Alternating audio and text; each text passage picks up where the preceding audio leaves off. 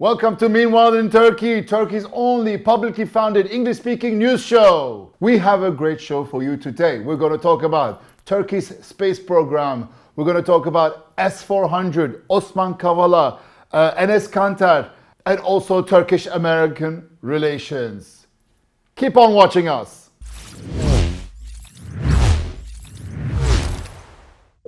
Let's start with the good news. This week, President of Turkey, Recep Tayyip Erdoğan, announced an ambitious space program. Evet. İnşallah Ay'a gidiyoruz. It's a very ambitious program, by the way. It says that we're going to have astronauts in space. Maybe that's what he called Elon Musk a couple of days ago. It says that we're going to have a hard landing on the moon. I don't know if that's the right word to use because a hard landing usually means that it's going to crash and burn. But you know what? These are details. These are absolute details. He also added, which I think is the most exciting part, building a spaceport in order to create a global brand in satellite technology. I agree, we are far behind when it comes to satellite technology. These are great projects, really, to look up at the stars and say, wow, you know, we're coming, this is great. But do we really need it? I mean, I get the satellite technology. I really do. I'm 100% for it. But going to the moon? Yeah, okay, yeah, I mean, the moon, exciting. You know, it's been done before. It's kind of cool. Going to space, yeah, it's okay. You know, now it's going to be more of a commercial space business happening. That's also exciting. Satellites, I totally agree with. But I'm thinking, rather than spend all that funding to send people into space and do hard landings on the moon, by the way, hard landings doesn't exactly mean that we're going to walk around on the moon. It could be just a little satellite, it'd be a little flag, you know, a Turkish flag on the moon. It could be anything like that. But, you know, personally, I think that using that budget for things on Earth would be a little bit wiser.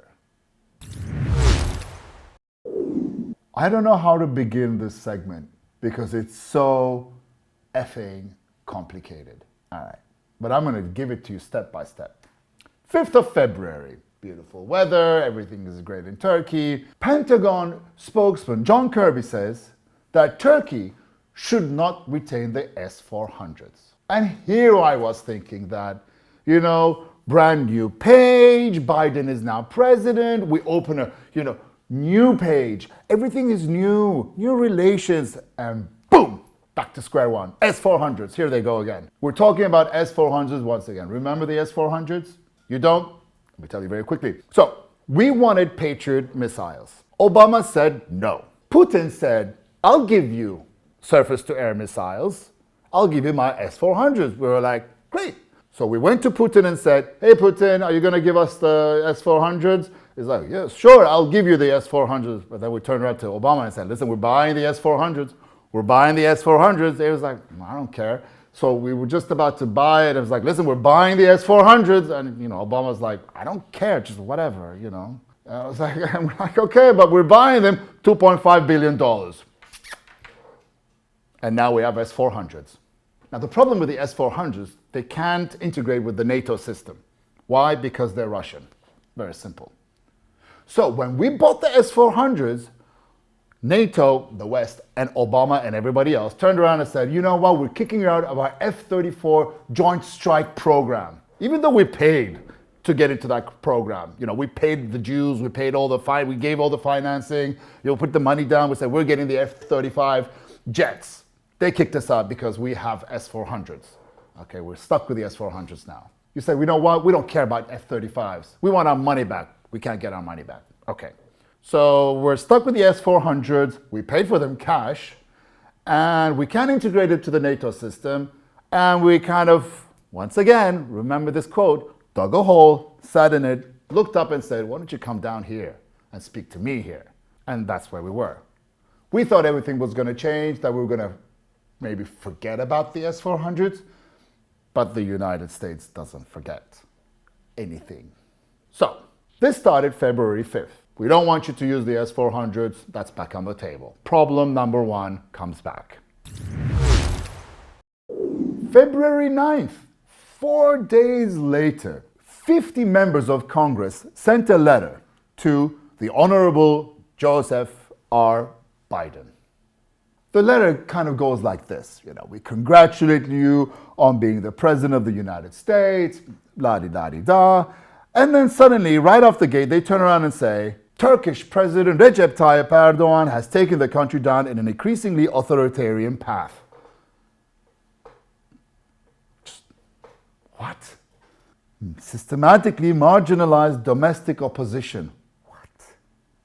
Silenced or co-opted critical media outlets, purged independent judges, and replaced them with party loyalists and jailed scores of judges.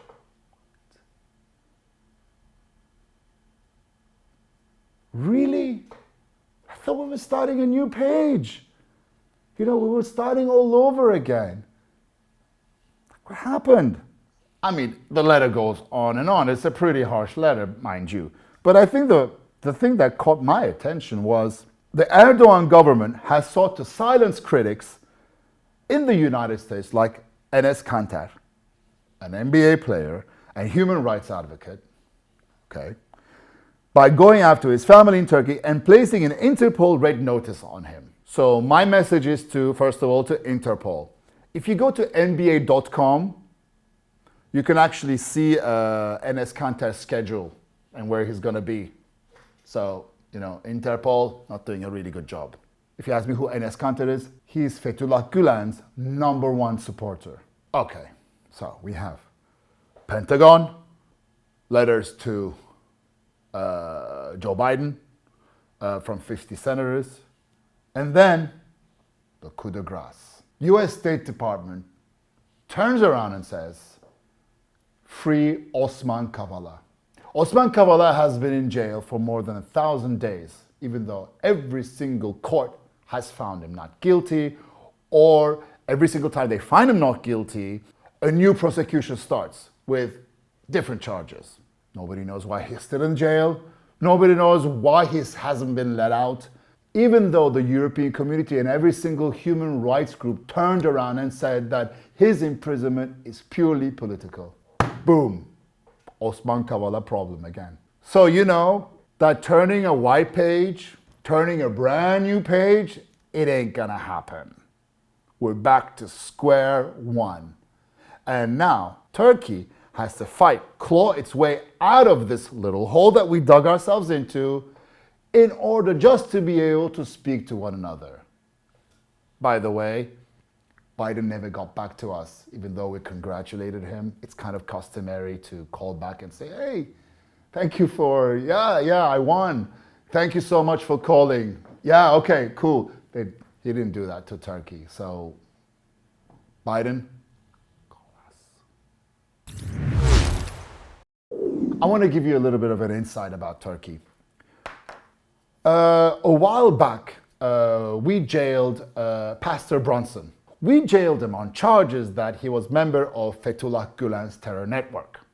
At the same time, we were pressuring the United States into sending Fethullah Gülen back to Turkey so that he could be tried. Trump intervened and said, don't be a fool. We got really angry and we said, you cannot tell us, who to release and not to release.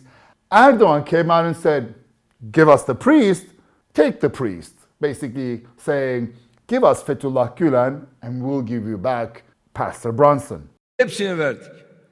Ondan sonra bizden kalkıyorlar. Diyorlar ki böyle işte filanca papazı bize verin. Bir papaz da sizde var. Siz onu bize verin. Biz de size onu yapalım yargıda şeyini size verelim. Trump started to tweet. Our economy started to falter. And then, what do you know? Suddenly, Brunson, miraculously, all the charges were dropped, they were lowered, and suddenly he found himself in the United States. At that time, every single politician and every single sycophant shouted that nobody is allowed to meddle with our internal politics and to meddle with our judicial system. They did. And look where it got us. Nowhere. When we bought the S400s, all the sycophants said, this is the best thing that could ever come. And whatever opposition said, they were basically branded as terrorists and people who didn't know what's good for the country. And now what? Now we're thinking about putting the S400s, just like Greece did at one point. They bought S300s back into storage. And we're saying basically the same thing. Listen, we'll put them back into storage. We won't use them, don't worry. We'll use them whenever we need to use them. Never. And now once the State Department said release Osman Kavala, everybody's starting to shout again. You cannot tell us what to do. You cannot meddle into our internal affairs or our judicial system. Guess what? They can, and they do, and they will, and they have. Now, it won't surprise me in a couple of days if suddenly, you know what, the charges against Osman Kavala are reduced, home imprisonment, or at least they'll start talking about it. You know, Turkey is such an interesting country when it comes to these things. You should never be stuck in your own point of view. Now, all the people that were so adamant about not releasing Bronson, about, you know, what a great thing S-400s were, or how Osman Kavala is the devil. Now, these people are slowly starting to change that tune. Unbelievable. Anyway, thank you very much for watching. Don't forget to subscribe, like, and share. Also, don't forget to go to our Patreon site and show us the love. See you next time.